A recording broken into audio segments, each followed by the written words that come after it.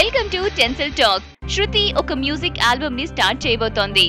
Music లో తన presence చూసిన తర్వాతే యాక్టింగ్ లోకి వెళ్ళింది శృతి హాసన్. అండ్ ఇప్పుడు ఒక యాక్ట్రెస్ గా తనని తాను ప్రూవ్ చేసుకుంది. ఈ యంగ్ గన్ తన ప్యాషన్ లోకి తిరిగి వర్క్ చేయడానికి వెళ్ళింది, అదే మ్యూజిక్.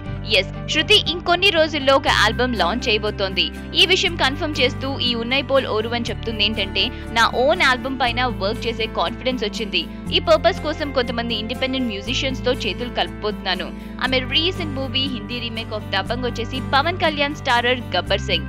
ఆమెకి లక్కీ యాక్ట్రెస్ గా ట్యాగ్ ఇచ్చేసింది.